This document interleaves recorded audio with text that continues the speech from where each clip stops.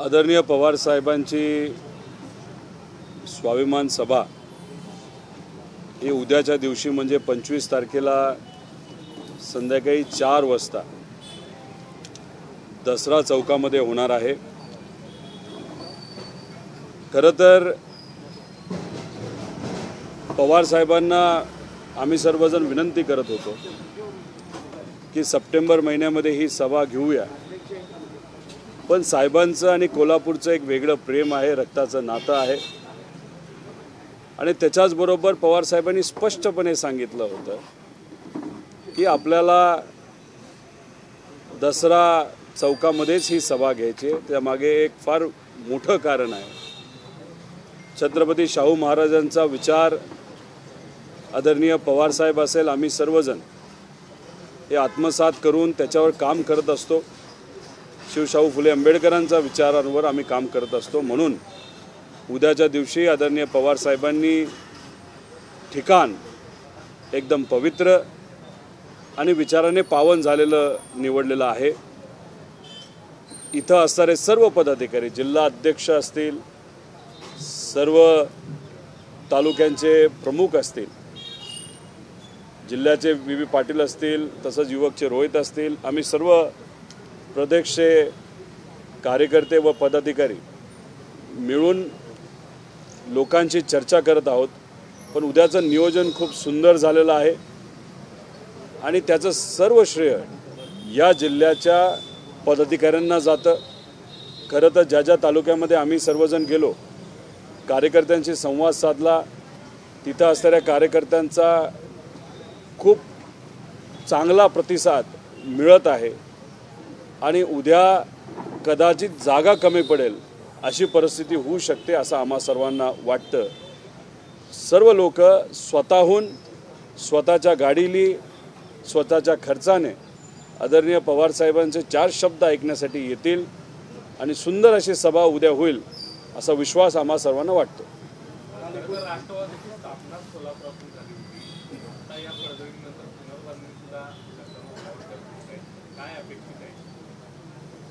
राष्ट्रवादीची पहिली बैठक म्हणजे राष्ट्रवादी होण्यापूर्वी ही कोल्हापूरमध्ये झाली होती। तुम्ही म्हणत आहात की पुनर्बांधणी ही करावी लागेल, पण तुम्ही जर बघितली पार्टी फॉर्म व्हायच्या आधी पहिली बैठक ही कोल्हापूरला झाली आणि आतासुद्धा उद्याची जी सभा आहे ही फार महत्त्वपूर्ण सभा आहे आणि जे ठिकाण आदरणीय पवार साहेबांनी निवडलेलं आहे त्यातून राज्याला तर संदेश द्यायचाच आहे, तसंच या देशातले जे राज्यकर्ते आहेत, जे कुठेतरी शिवशाहू फुले आंबेडकरांचा विचार दाबण्याचा प्रयत्न करत आहेत, त्यांनासुद्धा आदरणीय पवारसाहेब हे संदेश देतील आणि त्याच्याचबरोबर जे सर्व निष्ठावंत कार्यकर्ते आणि पदाधिकारी पवारसाहेबांवर राहिलेले आहेत, विचाराबरोबर राहिलेले आहेत, त्यांना एकत्रित करून पक्षाची ताकद आहे, कारण लोकांच्या मनामध्ये हा विचार आणि पवारसाहेब आहेत, त्यामुळे ही ताकद फक्त संघटित करावी लागेल, स्ट्रक्चर करावं लागेल। ते 100% येत्या काळामध्ये पवारसाहेब करतील आणि जिल्ह्यामध्ये जाऊन साहेबांचं एकच मत आहे, तिथं असणाऱ्या नागरिकांशी चर्चा करू, कार्यकर्त्यांशी, पदाधिकाऱ्यांशी चर्चा करू आणि या सगळ्यांना विश्वासात घेऊन आपल्याला बीजेपीच्या विचाराच्या विरोधात लढायचं आहे आणि त्याला मोठ्या प्रमाणात प्रतिसाद हा महाराष्ट्रातल्या लोकांकडून मिळताना आपल्या सर्वांना बघायला मिळतो।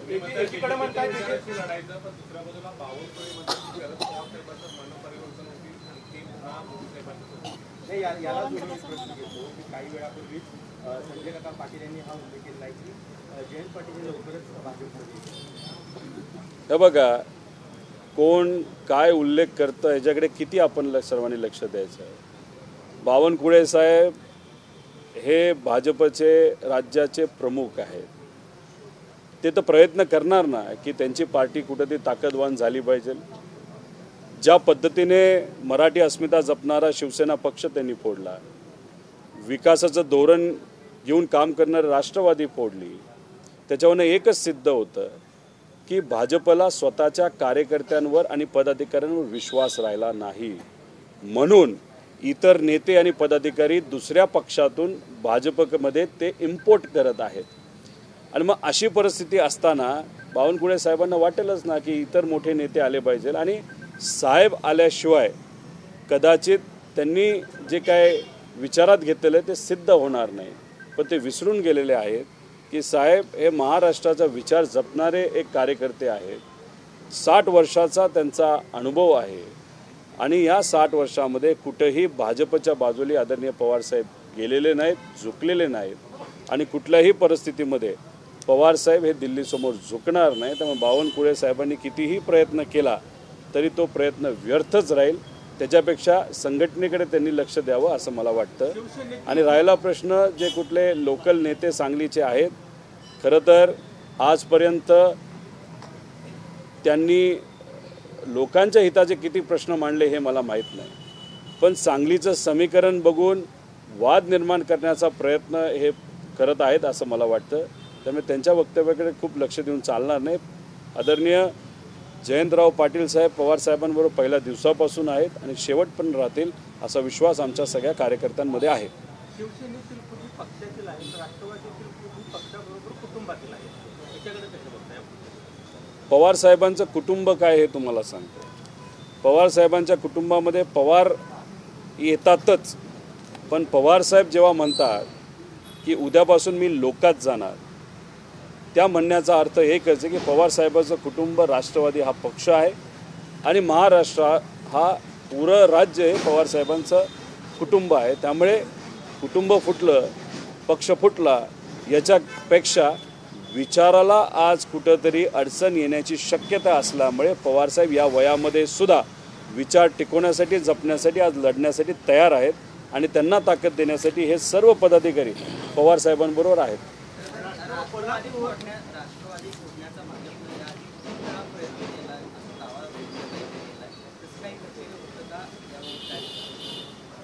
हे बघा, भाजपची प्रवृत्ती आणि वृत्ती जर बघितली तर त्यांना तोडाफोडी आणि फोडाफोडी केल्याशिवाय काही जमत नाही.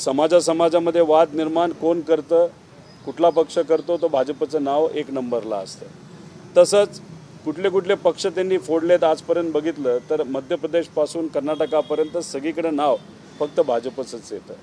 त्यामुळे राष्ट्रवादीला फोडण्याचा प्रयत्न याच्या आधीसुद्धा झाला असावा. ठीक आहे, अनेक वर्ष यश नाही आलं, यंदा यश आलं, दुर्दैव आहे. पण त्यांना यश आलं असं वाटत असलं तरी कितीही समीकरण नेत्यांना तिकडे घेऊन त्यांनी केले तर लोकातलं जे समीकरण लोकशाहीच्या माध्यमातून जे लोक व्यक्त होणार आहेत ते भाजपच्या बाजूने 100% या देशामध्ये सुद्धा नाही आणि या राज्यामध्ये सुद्धा नाही. अजित पवारांच्या बीडमध्ये प्रवाह होत आहे, मात्र तेथे आता शरद पवारांचे फोटो वापरण्यात आलेले नाही आहेत. कुठेतरी अजित पवार गटाकडनं आता शरद पवारांचे फोटो न वापरण्याचे टाळाटाळ होत आहे. त्यांची ती रणनीती असू शकते. सुरुवातीला लोक चिडलेली होती आणि अजूनसुद्धा आहेत आणि अशा प्रकारे पवारसाहेबांचा फोटो कुठंतरी लावून कुठंतरी संभ्रम निर्माण होत होता. त्यांची तशी मोठी सभा आहे, पहिली मोठी सभा आहे. आता जेव्हा आदरणीय पवारसाहेब तिथं गेले होते तेव्हा पवारसाहेबांचा फोटो तिथं काही त्यांच्या गटातल्या नेत्यांनी वापरला होता. नाव दिलं नव्हतं पण वापरला तर होता. आता त्यांची स्वतःची सभा आहे, त्या सभेमध्ये पवारसाहेबांचा फोटो ते लावत नाहीत. एकदा सभा तर होऊ द्या, मग सभेत काय बोलतात आणि लोकांचा प्रतिसाद काय असतो ह्या सगळ्या गोष्टी बघितल्यानंतर 28 तारखेला नक्कीच या विषयावर आपण सर्वजण बोलू.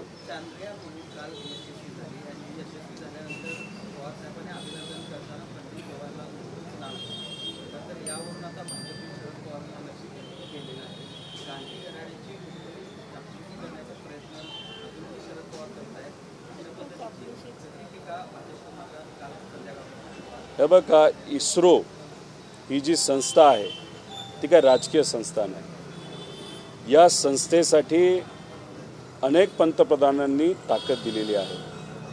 सुरुवात कुणी केली म्हणजे जवाहरलाल नेहरू साहेबांनी केली आणि त्यांच्याबद्दलचं नाव तिथं घेणं हे काय चुकीचं आहे.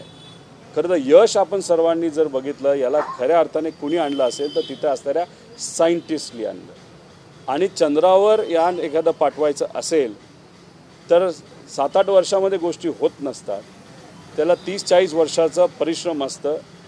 याच्या आधीचे जे सायंटिस्ट असतील त्यांनीसुद्धा जे प्रयत्न केले आणि आत्ताचे जे सायंटिस्ट आहेत त्यांनी जे प्रयत्न केले याच्यातूनच जे काही यश आपल्याला आलं ते आले. त्यामुळे याच्यात भाजप काही राजकारण करेल. हे बघा, प्रयत्न कुणी केले तर सायंटिस्टने केले, पण राजकारण कोण करतंय तर भाजप करतंय. भाजप ठिकठिकाणी एवढंच सांगतंय की मोदी साहेबांमुळे हे झालं, त्यांच्या नेत्यांमुळे झालं. अरे ह्या नेत्यांची नावं घेत असताना सायंटिस्टचं तरी नाव कुठेतरी घ्या. का तुम्हाला असं वाटतं की सायंटिस्टनी काहीच केलं नाही? खरं तर प्रथा तुम्ही बघा की भाजप काय करतं, तर त्यांचे त्यांचे जे कुठले नेते त्यांना सांगतात की एखाद्या कम्प्युटरसमोर बसा, टी व्ही समोर बसा आणि तिथं तुम्ही टाळ्या वाजवताना फोटो तुम्ही पाठवा, नाही तर व्हिडिओ पाठवा. आता ह्या महाराष्ट्रामध्ये कुणी अशा पद्धतीने केंद्राकडनं आलेले आदेश निर्देश हे ऐकलेत, हे आपल्या सर्वांना बघावं लागेल. पण आम्हीसुद्धा आनंद व्यक्त केला ना, माझ्या मुलांनी आनंद व्यक्त केला, ह्या इथं असणाऱ्या सर्वांनी व्यक्त केला. पण तो करत असताना वरून आदेश आला, त्या पद्धतीने आम्ही केला नाही, आमच्या पद्धतीने आम्ही तो आनंद व्यक्त केला. आणि पूर्णपणे श्रेय हे तिथं असणाऱ्या सायंटिस्टला जातं. अख्ख्या भारतातले सायंटिस्ट तिथं काम करत आहेत आणि सर्वात उत्कृष्ट या जगातले कुठं सायंटिस्ट असतील ते आपल्या भारतामध्ये, याचा अभिमान आम्हा सर्वांना आहे. तर या सभेच्या निमित्तानं आगामी लोकसभा निवडणुकीच्या 5 उमेदवारांची चाचपणी आणि तिन्ही पक्षांचा महाविकास आघाडीमध्ये असलेल्या तिन्ही पक्षांचा या दोन्ही जागेवर जावा. कुठेही उमेदवाराची ट्रायल तिथं केली जात नाही आहे. फक्त जे लोक भाजपबरोबर गेलेले आहेत आणि स्वतः भाजप यांना एक संदेश देण्याचा प्रयत्न केला गेला आहे की विचार अजून जिवंत आहे आणि मराठी माणसं दिल्लीसमोर झुकणार नाही. हाच संदेश आदरणीय पवारसाहेब या सगळ्या सभेच्या माध्यमातून देत आहेत. बाकी दुसरं कुठेही नाही. विचार आपला जपायचा, टिकायचा आणि त्यासाठी लढायचं आहे असं आव्हान आदरणीय पवारसाहेब या विविध सभेच्या माध्यमातून करत आहेत. याच्या कुठेही राजकारण पवारसाहेबांकडनं तरी केलेलं जात नाही. राष्ट्रवादी काँग्रेसचा बालेकिल्ला होता. जनतेच्या कोर्टामध्ये झाला, ते जनतेच्या कोर्टात गेले. कोल्हापुरातले एक नेते सुद्धा मला सोडून गेले आणि त्या मतदारसंघामध्ये काल तुम्ही जाऊन दौरा झाला. जनतेच्या कोर्टात दादा त्याला जोडणे प्रश्न विचारतो. राष्ट्रवादीच्या स्थापनेपासून कोल्हापूर हा राष्ट्रवादीचा बालेकिल्ला होता. म्हणजे 2 खासदार इथे होते, दोन्हीच्या दोन्ही 5 आमदार होते, सगळ्या संस्था ताब्यात होते. पण एकाच नेत्यावर विश्वास टाकल्यामुळे, बरोबर ठेवल्यामुळं राष्ट्रवादी कंपोज झाले. आता तुमचं पक्ष फुटल्यानंतर राष्ट्रवादी त्याच्याबद्दल तुम्हाला खंत वाटते का? आदरणीय पवारसाहेब जेव्हा या देशाचे कृषी मंत्री होते आणि त्याच्या आधी डिफेन्स मिनिस्टर होते, तेव्हा देशाच्या हितासाठी आणि त्याच्यामध्ये महाराष्ट्र हितासाठी सुद्धा आदरणीय पवारसाहेब दिल्लीमध्ये काम करत होते. अशा पद्धतीने काम करत असताना राज्यामध्ये कोणावर तरी विश्वास टाकायचा असतो आणि त्या दृष्टिकोनातून ह्या सर्व लोकांवर आदरणीय पवारसाहेबांनी विश्वास टाकला. तुम्ही मुश्रीफ साहेबांच्याबद्दल बोलत असाल तर 98मध्ये त्यांना संधी द्यावी असं अनेक लोकांचं मत नव्हतं, तरीसुद्धा ही व्यक्ती माझी आहे, मी म्हणतो म्हणून यांना संधी द्या असं आदरणीय पवारसाहेब बोलले होते आणि त्यांना तिथं संधी मिळाली. त्यानंतर पदं कशी मिळत गेली याचा अभ्यास तुमच्या सर्वांचा आहे. पण ह्या सगळ्या गोष्टीमध्ये असं झालं की प्रत्येक जिल्ह्यामध्ये काही ठराविक नेते हे तिथं निर्माण झाले, त्यांची ताकद तिथं वाढत गेली. ताकद नेत्यांमुळेच होती असं मी म्हणणार नाही, पण नेत्यांबरोबर इतर पदाधिकारी जे कार्यकर्ते होते त्यांची मोठ्या प्रमाणात घुसमट होत होती. पण ती घुसमट होत असतानासुद्धा ते सर्व कार्यकर्ते आणि पदाधिकारी हे निष्ठावंत होते विचारांनी पवारसाहेबांना, म्हणून ते तसेच पवारसाहेबांच्या विचाराबरोबर राहिले. पण त्यांना संधी कुठं मिळत नव्हती. आज जे झालंय, मोठे नेते आता पलीकडे गेलेले आहेत. त्यामुळे ज्या ज्या तालुक्यामध्ये, कोल्हापूर जिल्ह्यामध्ये आणि इतरही जिल्ह्यामध्ये आम्ही सर्वजण फिरलो, तिथे असणारे ताकदवान निष्ठावंत कार्यकर्ते आणि पदाधिकारी आम्हाला एवढंच सांगत आहेत की आता खऱ्या अर्थाने पुरोगामी विचाराने, शिवशाहू फुले आंबेडकरांच्या विचाराने आणि आमच्यासारख्या कार्यकर्त्याने खुला श्वास घेतलेला आहे. पूर्वीची जी कुठली आपली ताकद होती त्यापेक्षा कितीतरी जास्त ताकदीने आम्ही सर्वजण लढू आणि याच्यामुळेच पवारसाहेबांचा आत्मविश्वास वाढलेला आहे, कारण त्यांचा विश्वास हा लोकांवर आणि कार्यकर्त्यांवर आहे. पक्षवाढीसाठी कार्यालय महत्त्वाचं आहे. कोल्हापूर, सांगली हा मतदारसंघ सर्व पश्चिम महाराष्ट्र हा बालेकिल्ला म्हणतात. पण पक्ष कार्यालय जे आहे त्यांची अवस्था पाहिली तर एखादं गाळा आहे. पक्ष महत्त्वाचं की नेता महत्त्वाचा? पक्ष आणि कार्यकर्ते महत्त्वाचे आहेत, पदाधिकारी महत्त्वाचे आहेत. राहिला प्रश्न या कार्यालयाचा, या बाबतीत काय करायचं तर आदरणीय पवारसाहेब सांगतील. कार्यालय पॉश आहे म्हणजे त्याच्यातून सामान्य लोकांचे प्रश्न सुटतात असं नाही. खरं तर कोल्हापूर महानगरपालिका जी आहे तिथं पूर्वी राष्ट्रवादीच्या विचाराचे अनेक नगरसेवक हे निवडून येत होते, पण हळूहळू तो आकडा कमी होत गेला. आणि तेवढेच नगरसेवक निवडून येत होते ज्यांची स्वतःची ताकद होती. मग इथल्या जिल्ह्याच्या नेत्यांनी राष्ट्रवादीचा विचार भक्कमपणे ठेवण्यासाठी प्रयत्न करायला पाहिजे होता. पण होतं असं, मी या जिल्ह्याच्या बाबतीत बोलतोय असं समजू नका, पण ठराविक जिल्ह्यांमध्ये तिथं असणारे आमदार जर निवडून नाही आले आणि त्या जिल्ह्यातून एकुलता एक एखादा आमदारच निवडून येत असेल, तर जेव्हा सत्ता येईल त्या सत्तेमध्ये मंत्रिपदसुद्धा आपल्यालाच मिळेल अशी काही नेत्यांची भावना असावी. म्हणून त्या जिल्ह्यामध्ये प्रत्यक्ष अप्रत्यक्षपणे पक्षाला संपवण्यामध्ये काही नेत्यांचाच हात असावा असं आता कुठंतरी कार्यकर्त्यांकडनं ऐकायला मिळत आहे.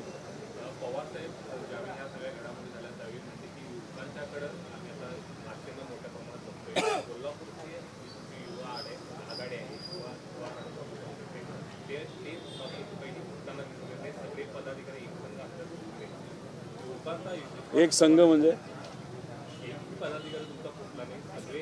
एक बरोबर आहे. नाही, ती चांगली गोष्ट आहे ना. हे बघा, आज कुठेही तुम्ही गेलात तर युवांचं प्रमाण सभेला येण्याचं मोठ्या प्रमाणात वाढलेलं आहे. आता याला वेगवेगळी कारणं आहेत. कारण का युवांनी सुद्धा गेल्या 7-8 वर्षामध्ये एक बघितलेलं आहे की त्यांच्याबद्दल कुणीच चर्चा करत नाही, त्यांच्याबद्दल कुठलंही धोरण येत नाही. आज सुद्धा अधिवेशनामध्ये आम्ही जेव्हा मुद्दे मांडत होतो, मी जेव्हा मुद्दा घेतला होता तेव्हा स्पर्धा परीक्षेचा मुद्दा घेतला होता, MIDCचा मुद्दा घेतला होता. आणि सत्तेत असणारे मोठे नेते उत्तर देत असताना काय म्हणतात की युवा पिढी सिरियस नाही. म्हणजे इलेक्शन लढण्यासाठी कार्यकर्ते तुम्हाला जेव्हा लागतात तेव्हा युवा पिढी चालते आणि त्यांचे प्रश्न सोडवण्यासाठी तुम्हाला युवा पिढी चालत नाही. मग ह्या सगळ्या गोष्टी बघितल्यानंतर मुलांनीच कुठंतरी ठरवलं आहे, युवांनीच ठरवलं आहे की परिवर्तन हे झालं पाहिजे. परिवर्तन हे कुठल्या बाजूने होईल हे सांगणार नाही, पण आज जे सत्तेत आहेत त्यांच्या बाजूने 100% परिवर्तन होणार नाही. त्यांच्या विरोधात या महाराष्ट्रामध्ये वातावरण आहे असा विश्वास आमच्यासारख्याला आहे. आणि हे जे सर्व युवा पदाधिकारी आहेत, आमचे जिल्ह्याचे प्रमुख आहेत, हे सर्वजण भक्कमपणे विचाराबरोबर राहिलेले आहेत. आणि कोल्हापूरची खासियत आहे, कोल्हापूर महाराष्ट्राने विचार अख्ख्या देशाला दिला आणि महाराष्ट्राला खऱ्या अर्थाने दिशा कुणी दिली असेल तर कोल्हापूरकरांनी दिलेली आहे. पुरोगामी विचार, शिवशाहू फुले आंबेडकरांचा विचार, विकासाचा विचार कोल्हापुरांकडनं जपला गेला आहे. आणि अशा परिस्थितीमध्ये जे पदाधिकारी आज या विचाराबरोबर राहिलेले ते खऱ्या अर्थाने त्या विचाराबरोबर राहिलेले आहेत. आणि म्हणून पवारसाहेबांना ते ताकद देत आहेत. आणि उद्याची सभा ही 2 विचाराच्या मधली सभा आहे. 2 विचार जे आज लढत आहेत, एक भाजप विचार आणि एक पुरोगामी आणि शिवशाहू फुले आंबेडकरांचा विचार. आणि त्यासाठी उद्याची सभा ही आपल्या सर्वांसाठी अतिशय महत्त्वाची आहे.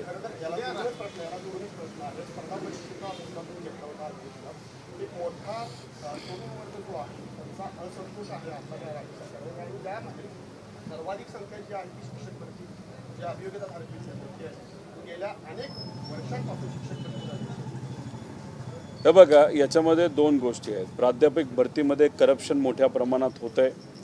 आत्तासुद्धा सरकारकडनं जी काही सरळ भरती होत आहे शासनाची, त्याच्यामध्ये सुद्धा कुठेतरी भ्रष्टाचार होतो आहे असं वाटतं. कारण का पेपर फुटेचं प्रमाण खूप मोठ्या प्रमाणात वाढलेलं आहे. आता प्रायव्हेट इंडस्ट्रीमध्ये युवांना कुठेही संधी मिळत नाही. जेव्हा प्रायव्हेट इंडस्ट्रीमध्ये हाताला काम मिळत नाही तेव्हा युवा वर्ग हा स्पर्धा परीक्षेकडे मोठ्या प्रमाणात वळतो. त्यामुळे आज आपण युवांच्या बाबतीत प्रश्न सोडवायचे असतील तर दोन्ही विषय हाताळावे लागतील. पण MIDCच्या बाबतीत नाही तर नवीन इंडस्ट्रीच्या बाबतीत या राज्याचं जर धोरण बघितलं तर त्यांना राज्यातल्या युवांचं काही पडलेलं नाही. त्यांना काय पडलं आहे की गुजरातचे जे काय त्यांचे नेते आहेत त्यांना खुश कसं करता येईल, त्याच्याचबरोबर इतर राज्यामध्ये प्रोजेक्ट आपले कसे जात आहेत ते थांबवत नाहीत. याच्यामुळे होतं असं की 5-6 लाख कोटीचे प्रोजेक्ट आपल्या राज्यातून दुसऱ्या राज्यात गेलेले आहेत. अनेक कंपन्या आपल्या महाराष्ट्रामध्ये यायचं पण त्यांना आणलं जात नाही, ताकद दिली जात नाही, त्यांना अडचणी पुढे केल्या जातात आणि कदाचित त्या कंपनीकडनं सुद्धा काही प्रमाणात निधी हा मागितला जातो अशी भीती वाटायला लागली. त्यामुळे या प्रायव्हेट इंडस्ट्रीमध्ये या मुलांना काम मिळत नाही. मग स्पर्धा परीक्षेच्या बाबतीत जो तुम्ही विषय मांडला शिक्षक भरतीचा, तो 2 अंगाने महत्त्वाचा आहे. एक, युवांना हाताला काम देण्यासाठी. दुसरं, जे शिक्षक भरतीसाठी अनेक वर्षांपासून प्रयत्न आणि अभ्यास करणारे विद्यार्थी ते तसेच अडकून बसलेले आहेत, त्यांना संधी मिळेल. त्याच्याचबरोबर आज कोल्हापूरमध्ये जर बघितलं, या कोल्हापूरचे पालकमंत्री कोण आहेत तर केसरकर साहेब आहेत असं मला कळतं. केसरकर साहेब कोण आहेत तर ते राज्याचे शिक्षण मंत्री आहेत. या जिल्ह्यामध्ये 30 ते 40 शाळा अशा ज्याला एकसुद्धा शिक्षक नाहीत. 100 अशा शाळा आहेत जिथं 2च शिक्षक आहेत आणि इथं सुद्धा 600हून अधिक शिक्षकांची भरती बाकी आहे. नाहीतर रिक्त पदं असल्यामुळे ती भरती करणं मुलांच्या भवितव्यासाठी सुद्धा महत्त्वाचं आहे. अनेक वेळा त्यांनी शब्द देऊन सुद्धा पाळलेला नाही. त्यामुळे आम्ही सुद्धा सरकारला सांगितलेलं आहे पुढच्या 15 दिवसामध्ये जर शिक्षक भरती आणि प्राध्यापक भरती झाली नाही, त्याची प्रक्रिया जर सुरू झाली नाही तर आम्ही सर्वजण या युवांच्या वतीने आणि लहान मुलांच्या वतीने रस्त्यावर उतरू असा शब्द पुण्यामध्ये तिथं असणाऱ्या युवांना आम्ही सर्वांनी दिलेला आहे.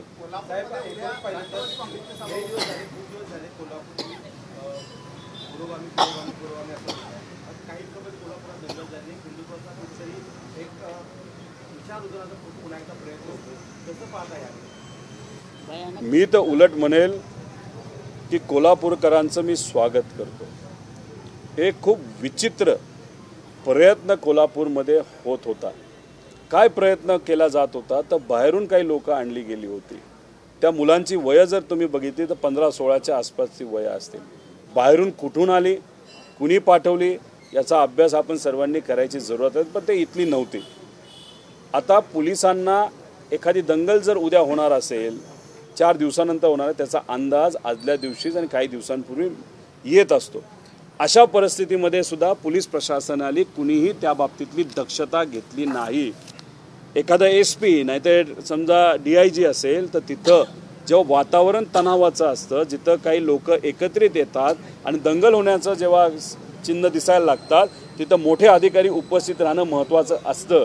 पण ही लहान मुलं हातामध्ये दगडं घेऊन उपस्थित असताना पोलीस नुसतं बघत होते. कदाचित राज्य सरकारच्या प्रमुख नेत्यांकडनं आदेशसाठी हे सर्व पोलीस वाट बघत होते, जे आदेश आले नाहीत. दंगल झाली, जे काय 30-40-50 लोक असतील त्यांनी दंगल केली. पण महत्त्वाचं काय की कोल्हापुरात दंगल करण्याचा प्रयत्न का झाला? कारण कोल्हापूर हे पुरोगामी विचाराचा आहे, शाहू फुले आंबेडकरांचा विचाराचा आहे. हा विचार आपण सर्वांनी जपलेला आहे आणि तोच विचार कदाचित भाजपकडनं नाही तर त्यांच्या विचाराच्या लोकांकडनं तोडण्याचा प्रयत्न होतो का काय अशी भीती वाटते. मी पक्षाचं नाव याच्यासाठी घेतलं कारण का कर्नाटकामध्ये हेच त्यांनी केलं, इतर राज्यामध्ये तेच त्यांनी केलं आणि हा वाद निर्माण करण्याचा प्रयत्न होऊन सुद्धा मोठ्या प्रमाणात पैसा टाकून सुद्धा कोल्हापूरकरांनी ती दंगल होऊन दिली नाही. ही कोल्हापूरकरांची ताकद आहे. म्हणून इथं असणाऱ्या नागरिकांचं मी अभिनंदन करतो की असा मोठा प्रयत्न होऊन सुद्धा या सगळ्या प्रयत्नाला तुम्ही बाजूला सारून ऐक्याचं, समतेचं जो विचार आपण सर्वांनी जपलाय तोच त्या दिवशी तुम्ही अख्ख्या देशाला नाही अख्ख्या राज्याला दाखवून दिला. असाच प्रयत्न अमरावतीला सुद्धा झाला, असाच प्रयत्न नगरला सुद्धा झाला. लोकसभा इलेक्शन काही महिन्यांनंतर आहेत, मग लोकसभा इलेक्शनसाठी ह्या सगळ्या गोष्टी तुम्ही करत आहात का?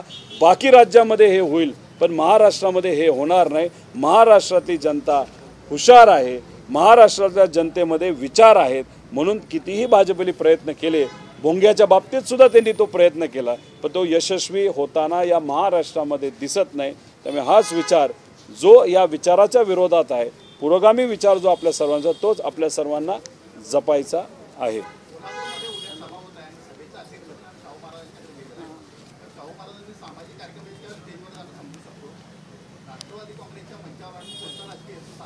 राजकीय हेतू साध्य करत नाहीत. राजे तिथं आल्यानंतर ते हाच संदेश देत आहेत, भाजपचा विचार हा लोकांच्या हिताचा नाही. आज जे काय या राज्यामध्ये चाललेलं आहे आणि कोल्हापुरात जी दंगल करण्याचा प्रयत्न काही विचाराने केला, त्या विचाराच्या विरोधात हे राजे आहेत. आणि राजे हे संदेश राजकीय कुठलाही देत नाही, हा विचाराचा संदेश देत आहेत की आज महाराष्ट्रामध्ये कुठला विचार जगला पाहिजे, टिकला पाहिजे. आणि तिथं दसरा चौकामध्ये सभा घेण्याचं ते एक प्रमुख कारण आहे. तुम्ही तिथं गेल्यानंतर स्मारक कोणाचं आहे तर छत्रपती शाहू महाराजांचं आहे. आणि आसपास जे हॉस्टेल्स आहेत जे शाहू महाराजांनी बांधले होते ते सर्व समाजासाठी बांधले होते. का? सर्व समाजातल्या मुलामुलींना शिक्षणाची संधी मिळाली पाहिजे. आणि हा संदेश हे राजेसुद्धा देत आहेत आणि आदरणीय पवारसाहेबसुद्धा उद्याच्या सभेच्या माध्यमातून देत आहेत. त्यामुळे राजकारण हे बाजूला ठेवा, चर्चा होणार पण चर्चेला धुडकावून कुठंतरी विचाराला पक्क राहणं, एक भूमिका घेणं सुद्धा तितकंच महत्त्वाचं आहे. आणि उद्या ते होताना आपल्या सर्वांना बघायला मिळेल.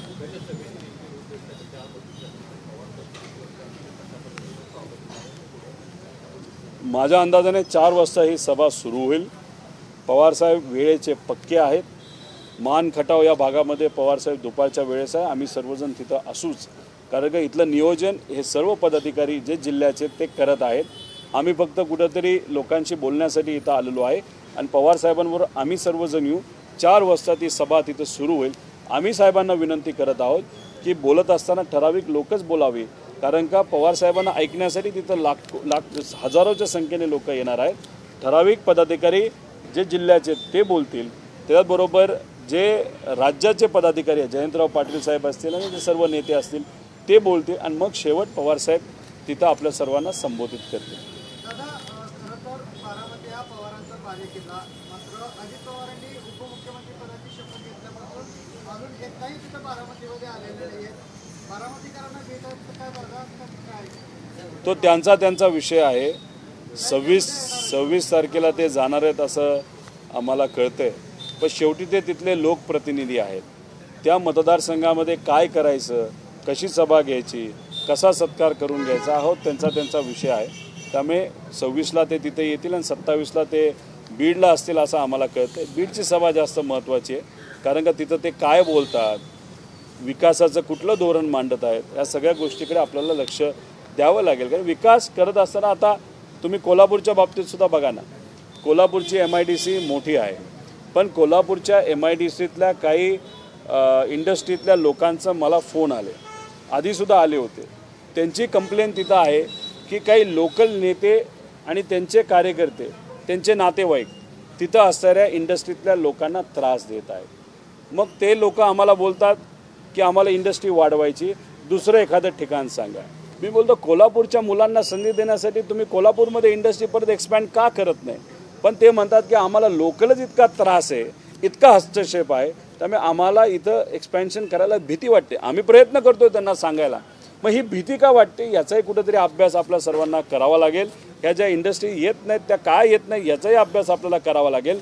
तसंच मी अनेक वेळा हा मुद्दा मांडला आहे की सोलापूर असेल, कोल्हापूर असेल, नगर असेल, नाशिक असेल, नवी मुंबई असेल, नागपूर असेल, तिथंसुद्धा IT हब होण्याची जरूरत आहे. हा मुद्दा मांडत असताना आदरणीय पवारसाहेबांबरोबर अनेक वेळा बैठका झाल्या. पवारसाहेबांनी पुढाकार घेऊन सोलापूरचे काही व्यावसायिक एकत्रित येऊन तिथं एक मोठी IT कंपनी आता ते टाकत आहेत. आता ताकद पवारसाहेबांनी काय दिलं तर फक्त ताकद दिली. तिथले जे व्यावसायिक आहेत ते एकत्रित आले. पुण्याचे जे 2 मोठे IT वाले जे IT हब बांधणारे लोक आहेत ते सुद्धा त्यांना जोडून दिले आणि तिथं मोठं IT हब होते. ते येत्या काळामध्ये इथं कोल्हापूरला सुद्धा व्हावं यासाठी इथं काँग्रेसचे नेते प्रयत्न करत आहेत आणि आम्ही सर्वजण सुद्धा राष्ट्रवादीचे आमदार आणि जे कोणी कार्यकर्ते पदाधिकारी ते प्रयत्न करू. विकास खऱ्या अर्थाने झाला पाहिजे.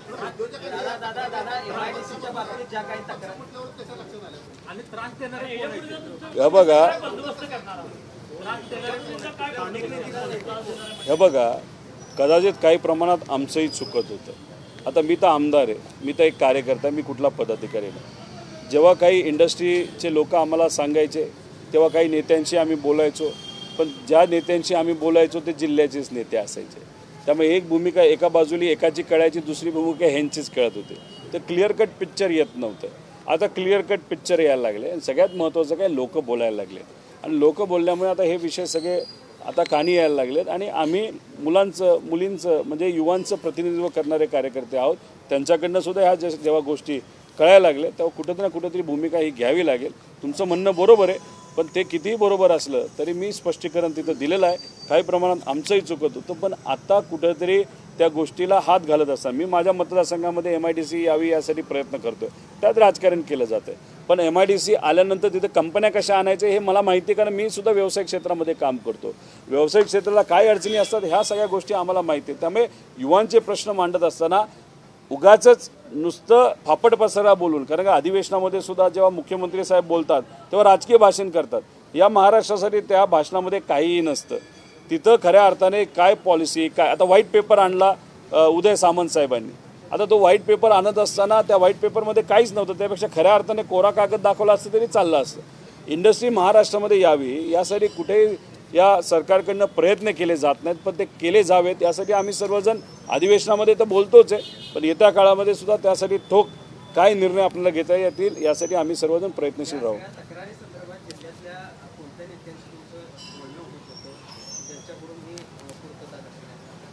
आता मी बोललो ना ते तुम्हाला कळलंच असेल ना, आमचे एकच नेते होते. मी बोललो ना, मला जे काही लोकांकडनं कळत आहे, मुश्रीफ साहेबांचे काही कार्यकर्ते आणि पदाधिकारी आणि काही नातेवाईक हे MIDCमध्ये लक्ष देऊन असायचे, अजूनसुद्धा आहेत असं कळतंय. या बाबतीत शहानिशा 100% करावे लागेल. इंडस्ट्रीतल्या लोकांना जर अडचण आली आणि एखादं युनिट इथं जर एक्सपॅन्ड होत असेल तर इथल्याच युवांना संधी मिळणार आहे ना.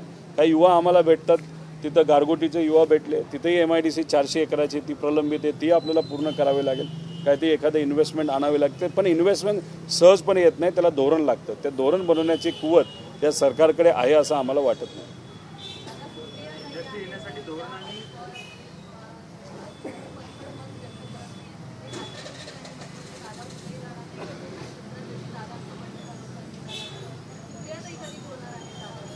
नाही, सुप्रियाताई नक्कीच बोलतील, त्या बोलल्याही आहेत. अधिवेशनामध्ये सुद्धा, पार्लमेंटमध्ये त्या बोललेल्या आहेत. पण आज तुम्ही जर बघितलं तर त्यासुद्धा आणि आम्हीसुद्धा फक्त पवारसाहेबांचे आदेश आज ऐकत आहोत. पवारसाहेबांचे विचार हे जे व्यक्त केले जातात तेच पुढे घेऊन चाललेलो आहोत. साहेब जेव्हा विचार व्यक्त करतात ते आपण कसे घ्यायचे आणि ते लोकांपर्यंत कसे घेऊन जायचे हे आम्ही सर्व पदाधिकारी ठरवत असतो, कार्यकर्ते ठरवत असतो. सुप्रियाताईंची स्टाईल ही वेगळी आहे, पण सुप्रिया स्टाईल 100% BJPच्या विरोधात आहे, 100% पुरोगामी विचाराने लढणारे आहेत. त्या येत्या काळामध्ये अग्रेसर भूमिका हे घेतील. पण आज संघटनसुद्धा कोणाला तरी बघायचं आहे. तर सुप्रियाताई असतील, जयंतराव पाटील साहेब असतील, ते एकत्रित राहून संघटन आपला ताकद कशी देता येईल, स्ट्रक्चर कसं करता येईल यासाठी ते प्रयत्न करत आहेत आणि बॅकएंडला आज ते काम करत आहेत. त्यामुळे येत्या काळामध्ये बॅकएंड जेव्हा स्ट्रॉंग होईल तेव्हा फ्रंट एंडमध्ये सगळेच लोक दिसतील आपल्याला, एवढंच इथं सांगतो.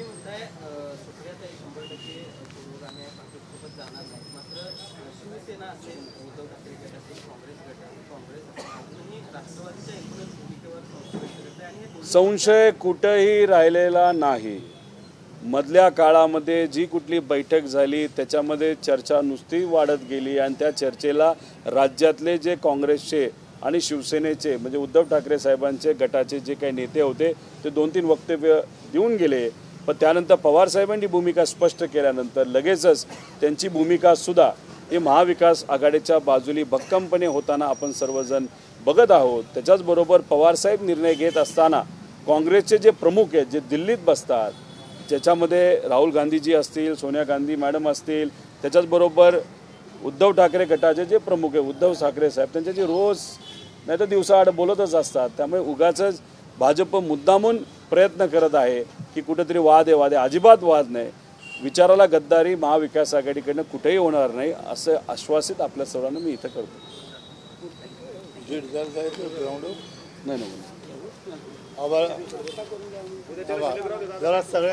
आणि उद्या आपल्या माध्यमातून सुद्धा सगळ्या लोकांपर्यंत विषय जाऊ द्या विनंती करतो. आणि उद्या नक्कीच तिथं आपण सर्वजण या असेही आपल्या सर्वांना निमंत्रण हे आदरणीय पवार साहेबांच्या वतीने आम्ही सर्वजण करतो.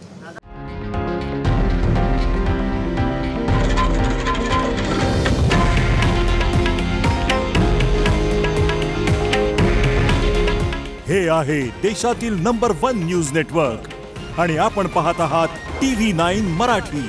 काळजी तुमची, हित महाराष्ट्राचं.